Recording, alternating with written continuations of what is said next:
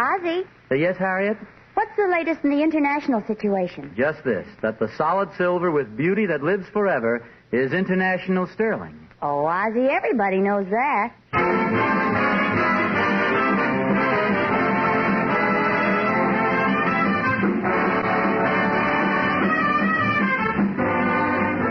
The solid silver with beauty that lives forever is international sterling. From Hollywood, International Silver Company, creators of International Sterling, present the adventures of Ozzie and Harriet, starring America's favorite young couple, Ozzie Nelson and Harriet Hilliard.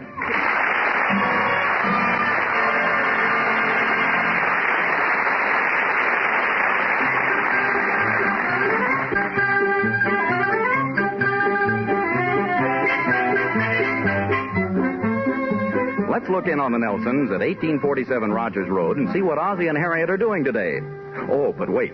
First, let's look in on the little shack on the vacant lot next door where David and Ricky Nelson and some of their little friends are holding a club meeting. As our scene opens, we hear a sound so familiar to the mother of every 8-year-old boy. Let's listen. Then I close in on them and kill them all. Then I sneak over to the camp and kill the sentries. Then I wipe out the whole camp. Hey, wait a minute, David. Maybe one of them would kill you. Why? What have they got against me? Hey, you guys, how about playing some baseball? We can't, Ricky. I accidentally cracked the bat yesterday. Let's call Anthony. He's got a bat. We can't. It was on his head that I accidentally cracked it.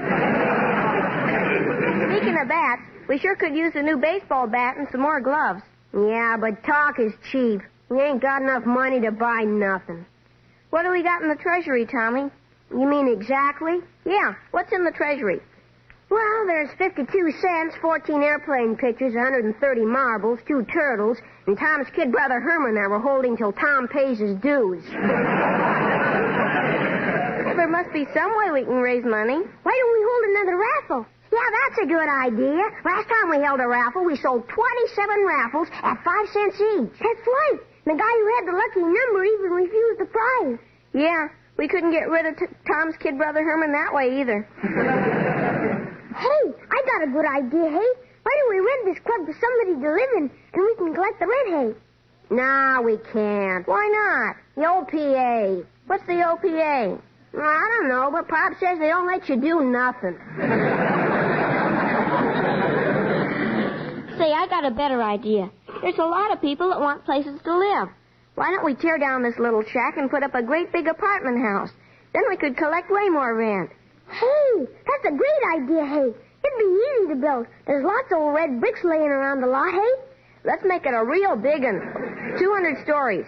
Have we got enough bricks for that, hey? Oh, sure. There must be 50 or 60 of them out there. Well, maybe you guys are right.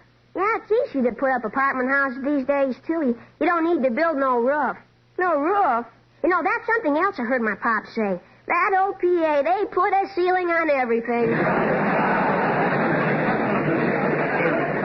One thing, though. Let's not rent it to any families with kids. Children are too destructive and mischievous. Oh, I don't know. Oh, yes.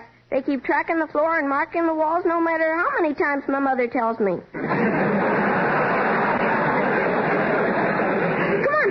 Let's start building right now, hey? Oh, just a minute. We're forgetting something important. Like what? Well, first we gotta make a syndicate. Can't we just make the apartment house? No. First we gotta make the syndicate. Look at Ricky. Don't even know what a syndicate is.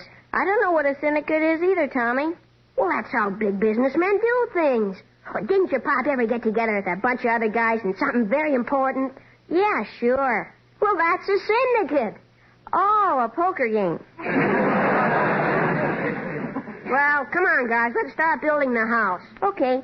I'll go get some shovels and a bag of cement. We'll get to work right away, right, Tommy? Yeah, and look what I've got. I just wrote an ad for the papers when we finish the house. You mean for the want ads? Yeah, listen to this. Beautiful apartments to rent, $2 a month. P.S., $1 a month if you're a candy manufacturer.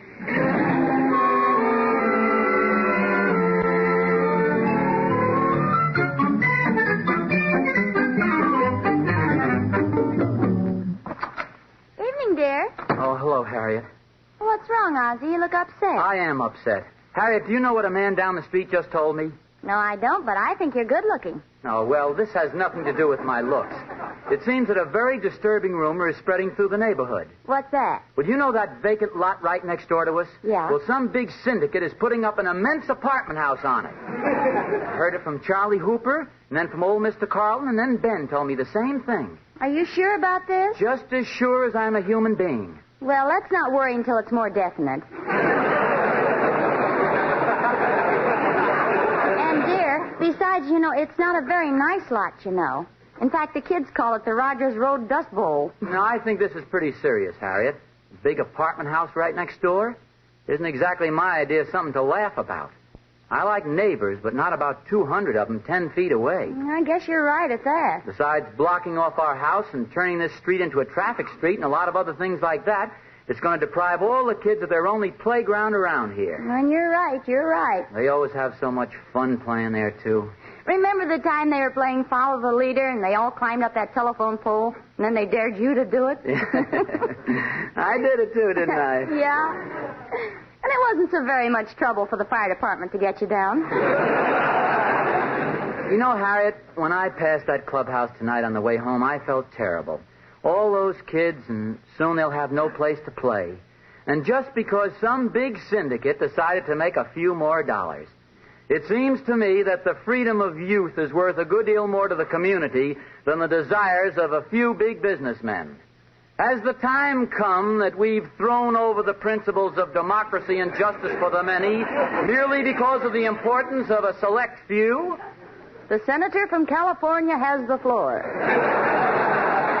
And now may I ask you a question? Go right ahead. How many times have you seen Anchors Away? Okay. No, you're right, dear. That apartment house is bad for a lot of reasons, especially from the kids' point of view. Well, I'll tell you one thing. I'm going to do everything I can to prevent it.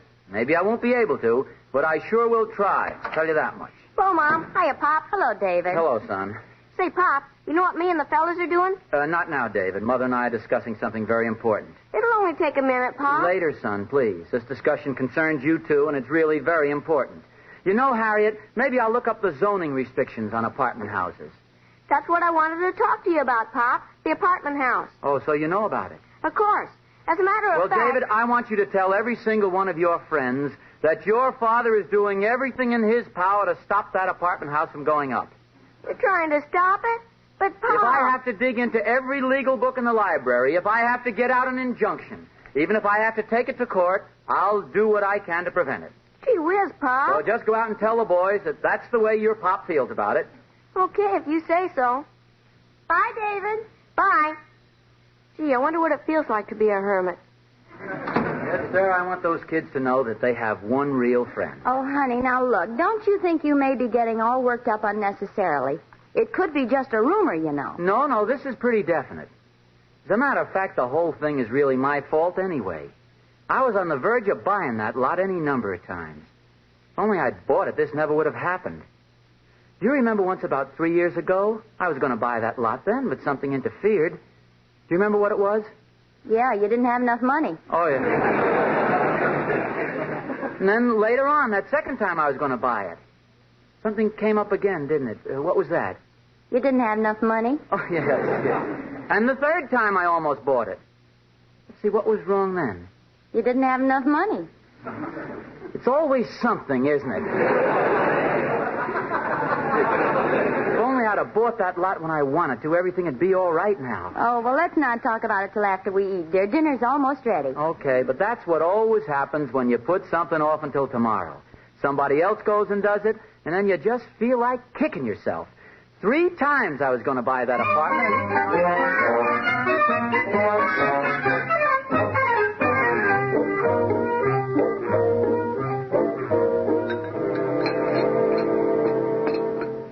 Ozzie Nelson, you've been sitting there with a sour face all through dinner. Oh, I'm sorry, dear. I was thinking about the syndicate buying that lot. I didn't realize I was being such a sourpuss. Anything I can do for you? Yeah, smile and show your teeth. I want to be able to tell you from the dill pickle. Well, Harriet, I'm just sore about not buying it. I kept putting it off and putting it off. Oh, I know, dear. I was just teasing you. Before we sit down and start figuring out what to do, I'll call Gloria so she can clear the table. Oh, Gloria! Gloria! Did you call me, Mrs. Nelson? Yes, Gloria, I did. We finished dinner. All right, Mrs. Nelson. And if you'll pardon me for saying so, Mr. Nelson looks very unhappy this evening. Oh, well, I'm sort of burned up at myself, Gloria. It's exactly as my mother always says. Procrastination is the thief of time. Oh, you're telling me. Oh, have you ever kept putting something off and finally wound up not doing it at all? Have you ever seen the dust on the piano? Well, you see, Gloria, Mr. Nelson's always wanted to buy that vacant lot next door. And it's rumored now that some big syndicate went and bought it. They did? Yeah, that's right. Somebody else bought that lot next door. Oh, that's too bad. When are they going to take it away? No, nobody's taking the lot away, Gloria. Oh, well, that's good. It'd leave such an awful hole.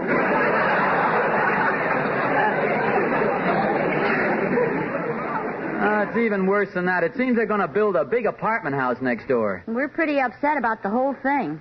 The children will have no place to play, and noisy neighbors can often be very disagreeable. Oh, I had a very disagreeable neighbor once. It was terrible.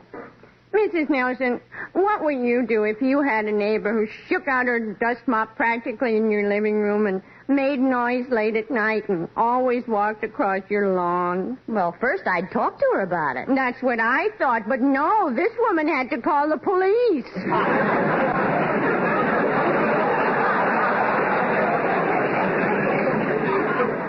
But, Gloria, it's not only the neighbors. There's so many reasons. It'll ruin our view, for one thing. Ruin the view? Sure, you won't be able to see anything, will you? Well, that depends on how far down they pull their shades. Well, I'll see you later. Good old Gloria. Well, let's try to figure out what we can do about this apartment house, shall we, dear? I hate to be a wet blanket, honey, but I don't think there's much you can do. Say, Harriet, I just thought of something. Maybe that big syndicate hasn't bought the lot yet. What makes you say that? Well, I understand that Mrs. Appleby, the lady who owns it, has been out of town for a few weeks. She just got back today. Maybe that company's been making plans before buying the lot. Could be. At least it's worth going over there. You mean over to Mrs. Appleby's? Well, sure. If we get to her before the syndicate does, we'll buy the lot first. Well, it's up to you. But they've probably already bought it, honey. And if they have, I'll fight it to the last. I'll write to my congressman. If that doesn't help, I'll go see the governor. And if that doesn't help, I'll go to see President Truman himself. Could you get in to see President Truman? Well, of course. President Truman and I are very close friends. Really? Well, at the last meeting of the Musicians' Union, I met a guy who knows a fellow who's a friend of the man that tunes his piano.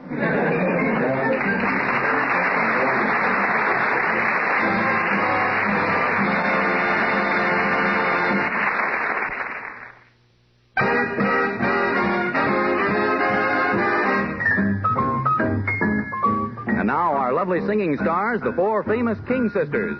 I'm gonna love that guy like he's never been loved before.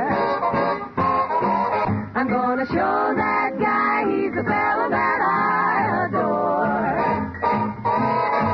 When he's in my arms again, our dreams will all come true. Then the years between might never have been. We'll start our lives anew. I'm gonna kiss that boy like he's never been kissed before. And though I miss that guy, he's the fellow I'm waiting for. We'll never part again, he'll hold my heart again, forever and evermore. I'm gonna love that guy like he's never been loved before.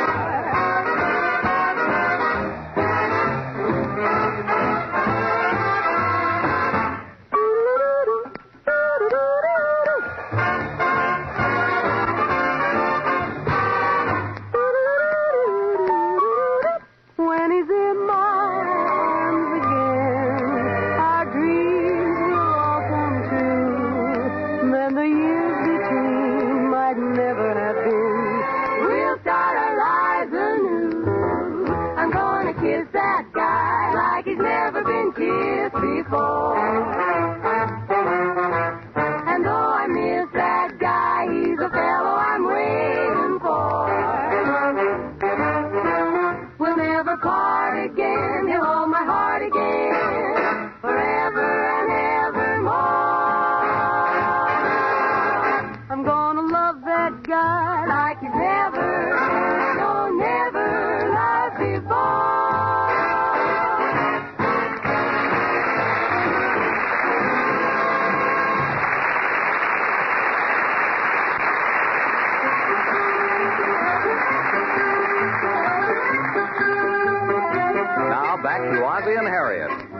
The kids of the neighborhood really started something when they decided to enlarge their clubhouse on the vacant lot next door. As a result, a false rumor started that a big syndicate was planning to build an apartment house there. Ozzie, in order to stop the building, decided to try to buy the lot before the syndicate did. We find him now, with Harriet, ringing the doorbell at Mrs. Appleby's, the woman who owns the lot. Oh, hello, Mrs. Appleby. Do you remember me? I live right... Oh, of course. Come right in. When did you get to town? Mrs. Appleby, I think you have me confused. Oh, aren't you a fellow by the name of Peterson who owned a leather and harness shop next to the drugstore in Scranton, Pennsylvania? No, and my name is Nelson. Oh, of course. I don't know how I mistook you for Mr. Peterson. His eyes are brown, and you're wearing a gray suit, and he died 5 years ago. Oh, yes. You know my wife, don't you, Mrs. Appleby? Oh, how do you do, Mrs. Appleby? No, I'm Mrs. Nelson. Oh, of course, my dear. You know, every time I see you two, I can't help noticing how much Mr. Nelson resembles my first husband, Cedric. Oh, that's nice. We came It's too here... bad we had to be divorced, but I guess it had to come. I ate crackers in bed, and poor Cedric couldn't stand the crumbs. Oh, that's very interesting. Those crumbs in bed used to drive Cedric crazy, and he was so clever. You know what he told the judge? No, what did he tell the judge? He said he just had to have a divorce because instead of being wedded, he was gradually being breaded. Isn't that clever? Yes. I'd like to talk to you about... Naturally, when I married for the second time, I didn't eat crackers in bed. Heaven forbid. I wouldn't dream of eating crackers in bed. Oh, well, that's good. But we were divorced, too. Those lamb chops cost just as much trouble. Well, Mrs. Appleby, the reason we dropped in That was my second husband. I've had 3, you know. That's right, 3 husbands. Now, what was it you wanted to ask me? Well, to come right to the point, Mrs. Appleby... You know there's someone else you remind me of. I know. It's that young fellow who lives right around the corner on Rogers Road. Well, that's me, Mrs. Appleby. Oh, it couldn't be. This fellow's name is Nelson. Yes, that's me. My name is Nelson. Of course. Oh, I'm so sorry. I have such a poor memory.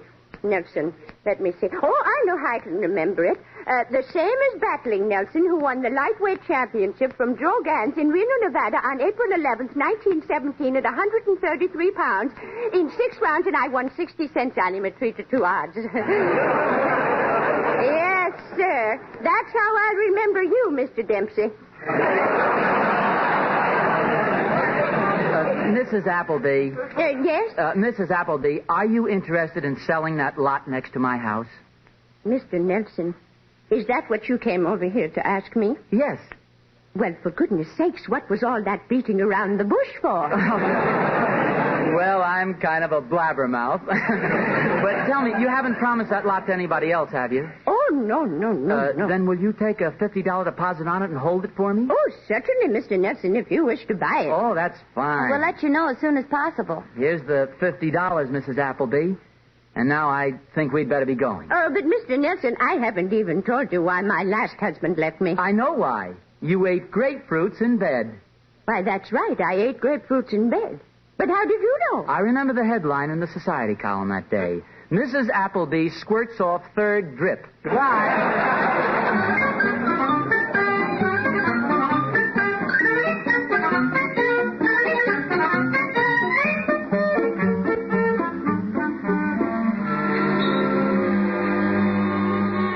Is this the place you mean, dear? Yeah, this is it. I've seen their ads in the paper. Well, you go ahead, dear, and I'll see you at home later, okay? Goodbye. Bye. Welcome to the Helping Hand Finance Company.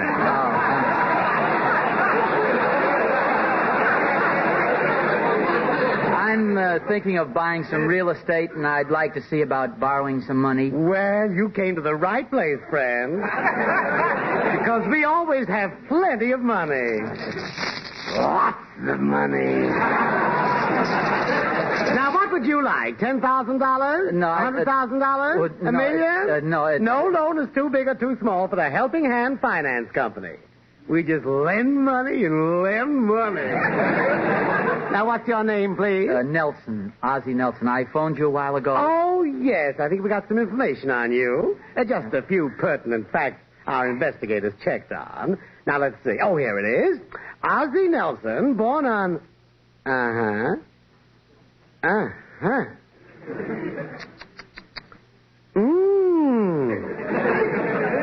We've led a very interesting life, haven't we? Well, you know, that is... And let's see. One night in June 1938, while you were...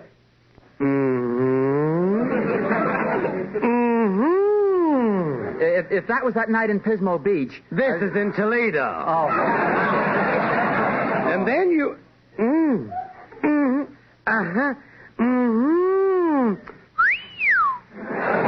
What's the matter? I just got to Pismo Beach.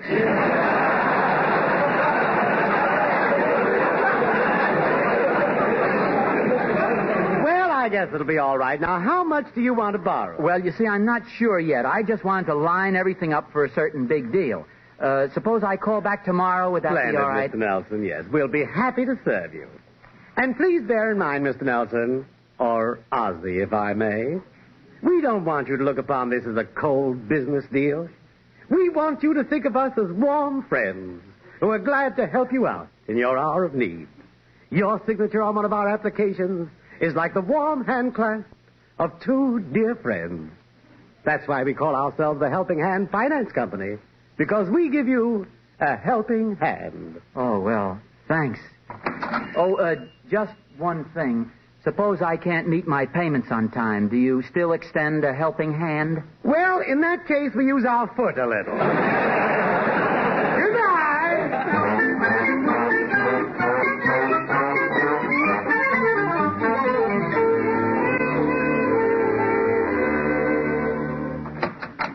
Ozzie! Yes, dear.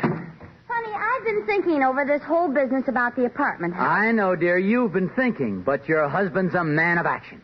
I've got everything lined up. My credit's okay at the finance company, and now I'll go over to Mrs. Appleby and start to talk real business. But, darling... I can just imagine how that big syndicate is going to feel when they find out they've been outsmarted by a guy who's a little too fast for them. Well, I just hope you haven't wasted $50 and a whole lot of time and energy, that's all. Oh, Harriet, please. Hello, Mom. Hello, Pop. Well, David, what did the gang say when you told them your old man was putting a stop to that apartment house business, eh? Well, they were kind of mad at first, but then we held a meeting and decided to dig a hole to China instead. Oh, well, that's... what is that? Well, as long as you wouldn't let our syndicate build the apartment house, we already had the shovels and stuff. Well... Wait a minute. You mean that you kids... And there you have it, folks. The mystery of the big syndicate is explained. Oh, Harriet. You were right all the time. I'm a fool, that's what I am. I'm a dope. I'm a moron. I'm an idiot. Well? Keep going, dear. I'll tell you when to stop.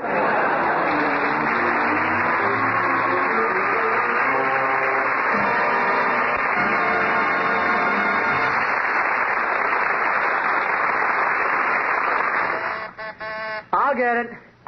Hello, Mr. Nelson, Mrs. Nelson. Remember me, Mrs. Appleby? Oh, my goodness, that rhymes, doesn't it? Well, I had a little trouble finding... Pardon me, but did you happen to come in to see us about the lot, Mrs. Appleby? Did I? Oh, yes, of course, yes. I came to find out if you still want to buy it. Mrs. Appleby, I'm sorry to cause you this trouble, but we've decided not to buy the lot. Naturally, we forfeit the $50 deposit. Oh, no. I insist on giving it back to you. Oh, but Mrs. Appleby, we want to be fair with you. After all, you lose enough by not selling the lot. Well, that's what I wanted to tell you. You see, I've already sold the lot, and I was afraid you'd be upset about it. Oh, you sold it? Yes, isn't that good news? Late this afternoon, some nice man from a syndicate called on me, and he bought it. He's going to put up a nice big apartment house. Isn't that wonderful? Here we go again.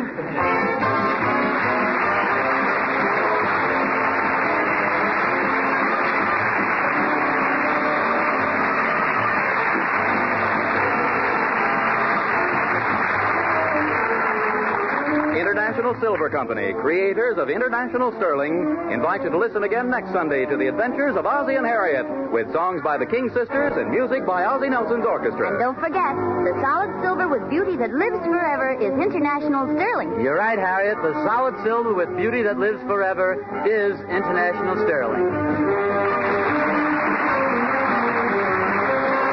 program originates in the Hollywood studios of the Columbia Broadcasting System and is also broadcast over the Trans-Canada Network of the Canadian Broadcasting Corporation.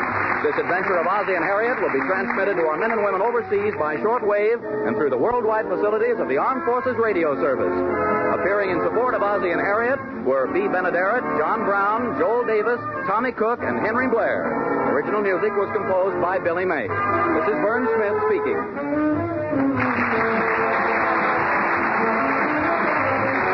This is CBS, the Columbia Broadcasting System.